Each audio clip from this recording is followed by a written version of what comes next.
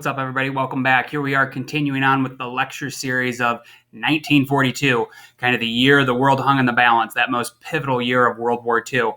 Today, we're shifting gears. So in the first two parts, I talked about the Battle of the Atlantic and then the Eastern Front in Europe, two really big things that were playing out, events where it's like battle and fighting. Today, shifting gears a little bit, and we're looking at something that took place on the American home front. So I would put a new heading in your notes. Let me click through here. The heading I would recommend putting in is something like Japanese internment. Okay. Now, remember back, obviously Hitler had very much targeted and discriminated against and persecuted the Jews over in Germany and in Europe. If you remember me kind of talking about that and Hitler's rise to power, part of the reason he was able to do that so effectively was Jews only made up 1% of the German population. Your average German person had never even met a Jew. Most towns had no Jews in it, only really it was like the big cities and stuff. So your average German person, they didn't know any Jews. And that allowed for Hitler to force feed this propaganda to the German people, and a lot of them really bought into it. And it's the smaller a minority group is, the easier it is to persecute them and go after them. Well, America is a lot different than Germany. Germany is a pretty homogenous country. What I mean by that is, especially if you go back to Germany of 80 years ago, most of the people living in Germany were just white people of German descent. Now you had some very small minority groups like the Jews, but even the Jews, unless they're a Hasidic Jew, which some were, where they have they dress different and grow beards, a lot of the Jews just blended right in and look like normal Germans, average white people too.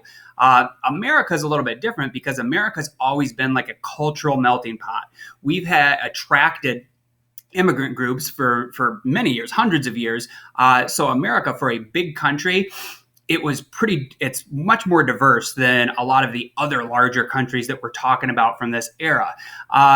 So, one of the smallest slivers, one of the smallest minority groups in America back at this time was Americans of Asian descent. I believe overall people of Asian descent in America in this era made up about 1% to 2% of the overall population. Now, within that small sliver of the population that would have been Asian Americans, you have an even smaller segment that would be Japanese Americans, okay? Because many of the Asians that were here in America were Chinese or Korean or came from some other country over in the Orient that was not Japan. But I think it was around 200,000 Americans were of Japanese ancestry, Japanese descent. So a very, very small minority, way, way under 1% of the American population. Now, America has just had the Pearl Harbor sneak attack happen to us. We are openly at war with Japan. The American public is super angry and mad about that, the sneaky attack where they take out a bunch of our battleship, kill thousands of American sailors and some civilians. People are outraged by that.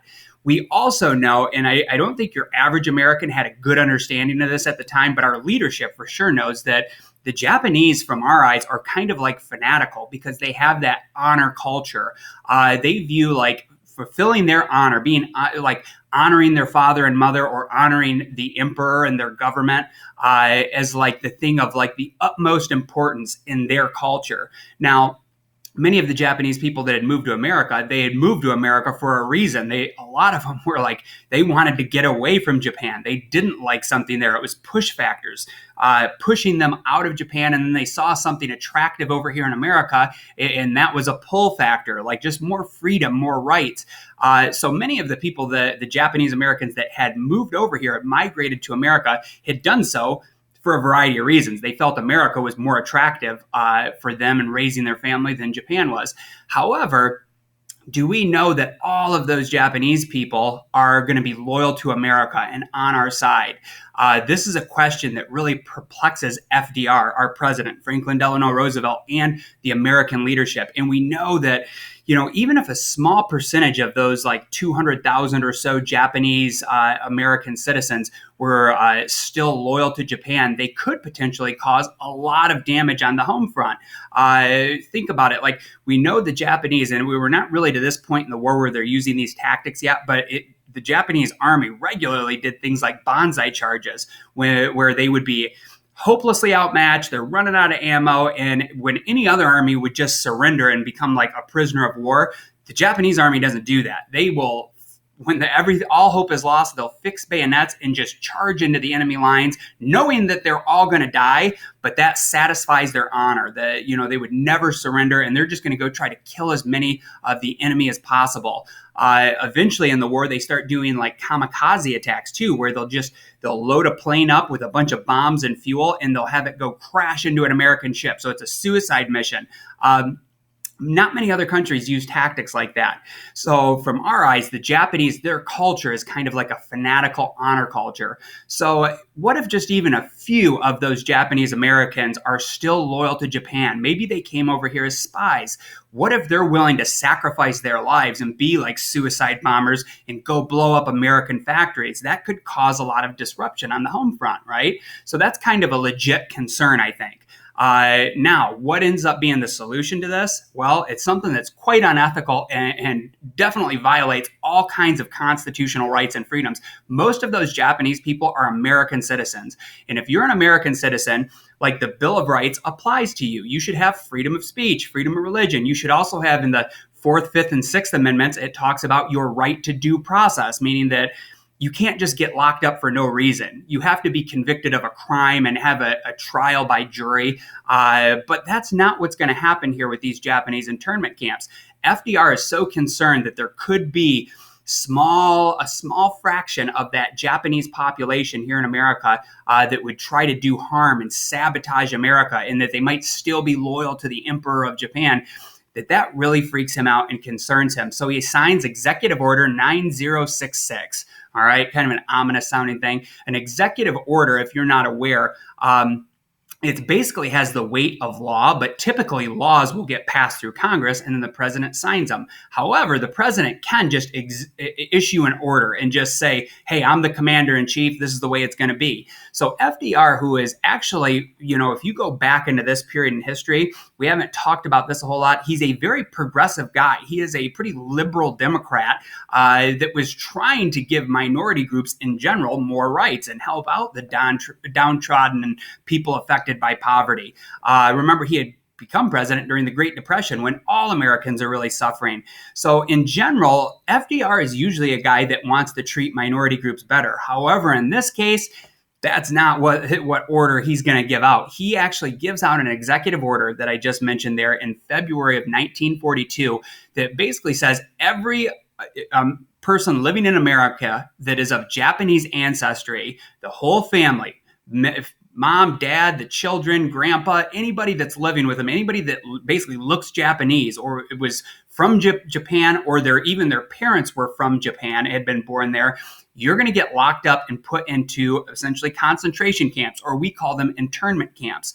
Now, when you think of concentration camps or internment camps, okay, a term that, they both roughly kind of mean the same thing. Usually most people immediately think of the Holocaust over in Europe. You think of Auschwitz and Dachau and Bergen-Belsen, these horrible camps where Jews were starved and gassed and there was mass murder. Now, I don't want you to think that the American internment camps that we put Japanese people in were anything like the Nazi concentration camps. They're not. We don't have any gas chambers. We're not trying to exterminate them, but we do lock them up. We basically incarcerate every person that's Japanese in America, and we force them onto a series of these internment camps, and they lose their freedom. If you had a small business or you had a job at a factory, tough luck. You're getting pulled out of there. You're losing your home. You're losing your business. You and your whole family. Now, here's another difference between our camps and the German camps. The Germans regularly would split up families. They divide them, all the women over here, all the men over here, and then they divide out the children. We let families stay together. But basically, your whole family, if you were Japanese in this time living in America, you're getting locked up in prison and you're going to be there until the war is done. And the reason was, it was like, we know most of you are probably on our side and are decent people, but some of you might still be loyal to the emperor, and we just can't take that risk. This war is just too serious, all right? So this totally tramples on a lot of their constitutional rights. Now afterwards, here's something that is better about America than a lot of other countries that have done things like this.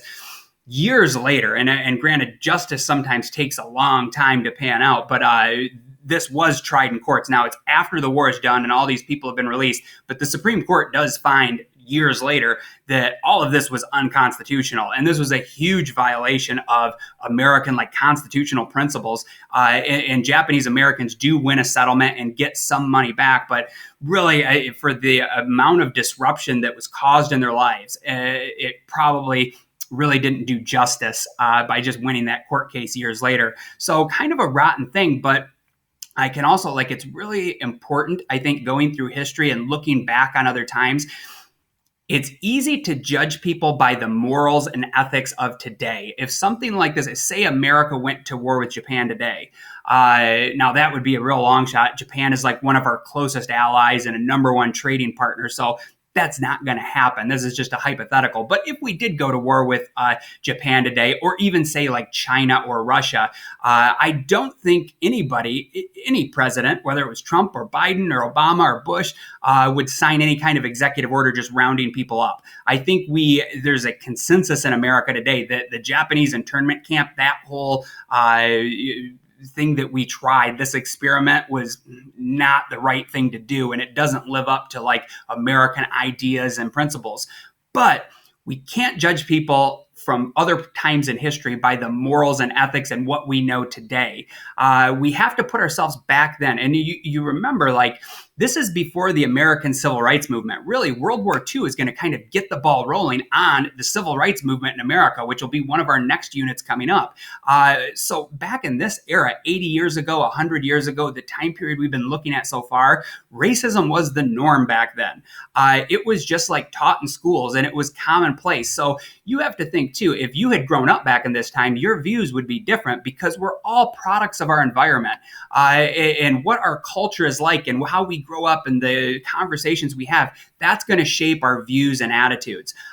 So I definitely think, me, at least as a history teacher, I can understand both sides of this argument back in this time in history and what was done with the internment camps. Now, I'll definitely say, clear cut, I think it was the wrong thing to do. I don't think all Japanese people should have been locked up and put in internment camps without having any sort of trial, without having really any individual accusations that they were traitors or planned to sabotage America. It was wrong. But I can also understand FDR's dilemma, that he is seriously concerned that we're in this big war. And at this point, in early 1942, when he signs this executive order, really the Axis powers, the bad guys, are winning the war at that point. He's highly concerned. We have a lot of catch up to do. And I can kind of get inside his head why this would be a concerning thing, especially because the Japanese, we know, they're not afraid of doing suicide attacks, just in general, the mindset and the culture that they have. So that was a big risk, just leaving them all out. Now, what should have been done? Well, I'm going to post a Q&A question today, or a journal. I haven't decided which, but go check my second post today. That'll come up right after this one. And I am going to have some questions for you, just one of the big ones will be, what other options might the president have had short of just locking them all up and putting them into prison camps for the rest of the war? Now, there was one thing that you could do, and I don't have it up here on my notes. No, I don't. I was just double checking my slide. This is a little bonus answer that would be on the quiz. It was one way a individual Japanese family could get out of the internment camps while the war was still going on. One way you could do it. It was not taking a loyalty oath or a lie detector test or anything like that. What you had to do to prove that you were loyal to America was one male family member within your immediate family. So brother, sister, son, father, one of the male family members in an individual family unit had to go volunteer for the U.S. military, and you had to go fight on the front lines, okay? And the government kind of said, if you're willing to do that, and somebody in your inner circle of family is willing to go put their life on the line and fight for the Allied powers, fight for America, then we trust you and we believe, okay, you're on our side and you're going to be loyal. And that would get that whole family unit out of the camps. Now, here was the one little caveat to it. They wouldn't let these Japanese Americans go fight out in the Pacific theater against the Japanese. Why not, you ask? Well, it was because we were worried that, hey, maybe they're just being sneaky there and they just want to go out there and get a gun in their hands or get, some explosives. And then as soon as they see people that look like them across the battlefield, what if they turn on the American soldiers right next to them and they sabotage us out there? So if any Japanese Americans, and there were quite a few of these young men that actually enlist and get their families out of the camps, and a lot of them actually, believe it or not, they were eager to do this. Many of the Japanese Americans kind of had a chip on their shoulder, and they said, hey, we are loyal Americans, and we do want to fight for our country. And guess what? We make great soldiers, as we're finding out as we're fighting the Japanese army out in the Pacific. So a lot of them were actually very eager to go prove themselves, prove their loyalty, and many do go and enlist. Now, apparently, I believe I've heard, and I'd have to double check this, I think the most decorated battalion from World War II was actually and there wasn't very many of them, but it was a battalion of Japanese soldiers that were over there fighting the Nazis in Europe, where they just did so many heroic things. They win an ungodly amount of medals. But again, these guys, they felt like they had something to prove. So they were not allowed to go fight in the Pacific. They had to go fight in Europe against the Nazis, because we kind of felt like, well, over there, we're not worried about them seeing people that look like them and turning. Basically, they're fighting alongside white guys and some units that were black guys that are in the American army against the Germans, which are basically all white dudes. So that was the one way you could get your family out. Make sure you put a note of that, and you don't have to have everything I just said there, but know that the one way to get out of the camps, to get your family out, was to have a male family member go enlist in the military and fight against the Nazis in Europe. Okay, make sure you tune into my other Q&A or journal posts that I have attached to this. I'm going to give you a little bit of time to respond to that, but I'm curious to hear your thoughts on the whole Japanese internment episode that played out during the war. Take care.